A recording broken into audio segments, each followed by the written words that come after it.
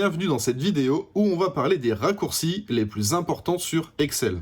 S'il y en a dont je n'ai pas parlé dans cette vidéo, qui vous semblent très importants et que vous utilisez beaucoup au quotidien, n'hésitez pas à les mettre dans les commentaires, les partager, ce sera vraiment utile pour d'autres utilisateurs. On va commencer avec les raccourcis que vous voyez juste ici à l'écran. Donc le copier-coller et couper, ce sont vraiment les trois raccourcis qui vont ensemble. Si vous avez une mise en page, là on va mettre un fond jaune, une couleur de police rouge. Si vous utilisez le raccourci CTRL-C et CTRL-V, bien sûr, la mise en forme de départ de la cellule que vous avez copiée sera reproduite sur la cellule de destination, là où vous allez coller votre valeur. Le CTRL-X fait exactement la même chose, à la seule différence, ça va supprimer le contenu de votre cellule de départ. Alors bien sûr, je n'ai pas précisé, mais ça marche pour des ensembles de cellules, des plages de cellules. Donc je fais un CTRL-C sur la sélection, et si je me place là, je colle, et ça vient vraiment coller à l'identique, et le CTRL-X fera exactement la même chose. C'est vraiment le même principe, que ce soit une cellule ou une plage de cellules. On va maintenant parler du CTRL-Z, CTRL-Y, qui sont deux raccourcis qui vont ensemble, annuler et rétablir les actions. Donc si jamais vous écrivez une valeur Excel, que vous voulez copier-coller celle-ci, on va revenir sur le cas d'avant. Si vous voulez annuler l'action, avec CTRL-Z, on revient sur l'état initial de l'action. Donc là, on revient sur la sélection ici. Si jamais ça, ce n'est pas ce que vous vouliez faire, vous voulez vraiment copier-coller, un CTRL-Y suffit à revenir à l'état initial. Donc c'est vraiment annuler ou rétablir, on va en avant ou on va en arrière. Ensuite, on a le CTRL-S qui est sauvegardé. Alors ça permet vraiment de venir de temps en temps enregistrer son fichier, c'est l'automatisme qu'on peut prendre. Si vous travaillez sur des versions qui sont enregistrées déjà sur un OneDrive ou un SharePoint, cet enregistrement-là se fait automatiquement, donc vous en avez peut-être un petit peu moins besoin, c'est moins vrai aujourd'hui, mais le CTRL-S est quand même très important et très utile. J'en profite pour faire une petite aparté. Sur Excel, les raccourcis sont souvent mis dans les infobules de vos différentes options.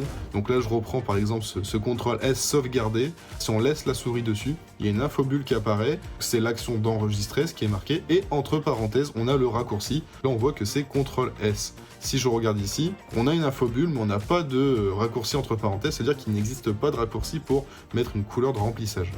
On va tout de suite continuer avec le CTRL-P imprimer. Logiquement, on est censé faire fichier, imprimer, ça prend un petit peu de temps. CTRL-P permet directement d'arriver à l'écran d'impression. Et là, vous pouvez mettre toutes vos options pour dire d'imprimer votre fichier. Ensuite, on a le raccourci CTRL-A qui permet de tout sélectionner. Là, c'est vraiment un ensemble de cellules. Donc si je fais CTRL-A ici, ça va venir sélectionner l'ensemble de ma feuille. Si jamais vous voulez changer de police, donc là, je suis en Sego UI, et je veux passer en Arial, je fais CTRL-A, et là, je peux changer la police. Ça va s'appliquer à toutes les cellules directement. Si on fait CTRL-A dans un ensemble de données, j'étais sur une cellule vide. Je fais CTRL-A, Excel n'a rien détecté autour de cette cellule. Du coup, il m'a sélectionné l'entièreté de ma feuille. Si je fais un CTRL-A en me positionnant à la base sur un ensemble de cellules qui sont remplies, donc là c'est bien le cas. Si je fais CTRL-A ici, il va détecter et il va venir sélectionner l'entièreté du tableau. Soit je prends tout, soit je prends un ensemble de cellules. Et si je fais une deuxième fois CTRL-A, je vais passer sur l'ensemble de ma feuille. C'est vraiment un raccourci qui est important et qui est très utile pour dire d'aller plus vite. Le saut de ligne, ça c'est un raccourci qui est top. Quand on a l'habitude de taper du texte, le Alt plus Entrée va permettre de faire un retour à la ligne directement, fini de mettre des espaces à n'en plus terminer. Je reviens ici, je maintiens Alt et j'appuie sur la touche Entrée et je reviens directement à la ligne où je peux taper ma nouvelle valeur qui va se mettre directement en dessous. Et je vous conseille d'augmenter la taille de la barre de formule parce que si vous faites ça, vous n'allez plus rien voir. Je vous donne un exemple. Je me remets sur la barre de formule telle qu'on peut la connaître. Il faudra scroller avec la molette pour tout voir. Je vous conseille de vraiment augmenter la barre de formule si vous utilisez le Alt plus Entrée.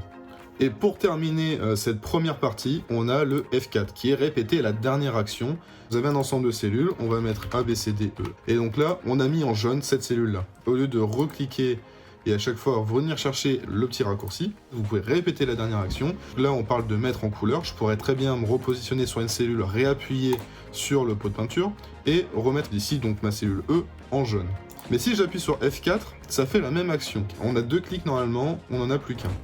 Ici, je vais insérer une ligne, clic droit, insérer. Je peux insérer autant de lignes que je veux. J'appuie sur F4, là, à chaque fois, je peux venir insérer des lignes comme je veux. Je répète la dernière action à l'infini.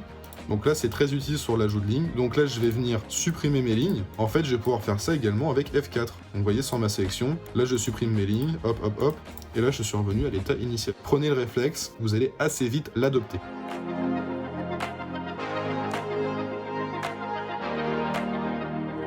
On passe maintenant aux données. Donc là, on a contrôle plus le point virgule ou les deux points qui vont soit insérer la date, soit insérer l'heure. Actuellement, nous sommes le 16 octobre 2025. Si je fais contrôle plus le point virgule, j'ai le 16 octobre directement qui est mis là. Et si jamais vous avez besoin de l'heure, vous avez le même raccourci avec les deux points. On passe maintenant à des raccourcis de mise en forme. Vous pouvez très rapidement venir la mettre en gras, en italique et la souligner.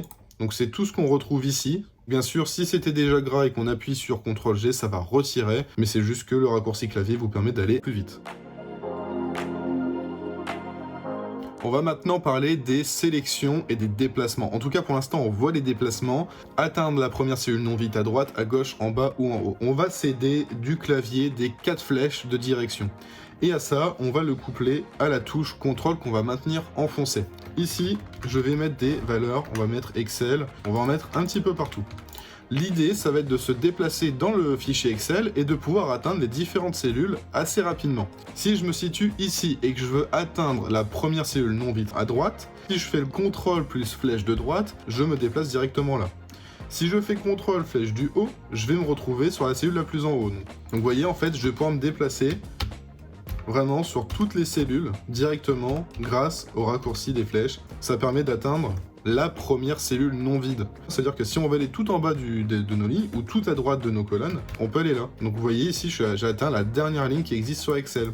Si par ailleurs je suis arrivé là sans faire exprès, ça évite de devoir prendre la barre de défilement, tout remonter, on se positionne sur les cellules, je reviens tout en haut à la première cellule non vide. Vous allez voir les prochains, ça va être exactement la même chose, sauf que on va pas forcément utiliser CTRL, mais là on va passer sur SHIFT. On passe maintenant à la sélection courte et longue. Tout à l'heure, on voyait qu'on pouvait se déplacer. Si on maintient la touche CTRL, on peut, grâce aux 4 flèches, venir se déplacer sur la dernière cellule non vide. On peut passer de la touche CTRL à la touche SHIFT, qui va nous permettre ici de sélectionner de gauche à droite. On va pas se déplacer, on va sélectionner. On va faire plus 1 à chaque fois. Je suis ici sur ma cellule Excel. Shift, je monte, j'ai sélection plus 1 vers le haut. Je vais ensuite à droite, sélection plus 1 vers la droite. Bien sûr, c'est selon la sélection en cours. Donc si, comme mon état initial, j'avais 2 cellules, si je vais vers la droite, ça va prendre les 2 cellules de droite. Si je repars vers le haut, ça va reprendre en plus mes 2 cellules vers le haut. Et la dernière chose, c'est la sélection longue. On va du coup maintenant coupler le CTRL et le SHIFT ensemble. On maintient les deux. Ça va venir faire une sélection jusqu'au bout de la ligne ou au début de la ligne. Je m'explique. Là, on va faire les deux en même temps. On va sélectionner jusqu'à la dernière cellule non vide à droite. Ensuite, je vais faire pareil pour le bas. Et là, ça vient tout sélectionner. Je vous promets que quand vous avez des centaines de lignes, vous allez gagner un temps fou. Je vous remets à l'écran les différents raccourcis qu'on a vus dans cette vidéo. Vous pouvez screener, garder ça dans un coin, ce sera toujours utile. Et je le répète, si jamais vous avez des raccourcis que vous utilisez qui n'ont pas été vus dans cette vidéo, n'hésitez pas à les partager dans l'espace commentaire, ce sera toujours utile pour les autres utilisateurs. Moi je vous dis à bientôt.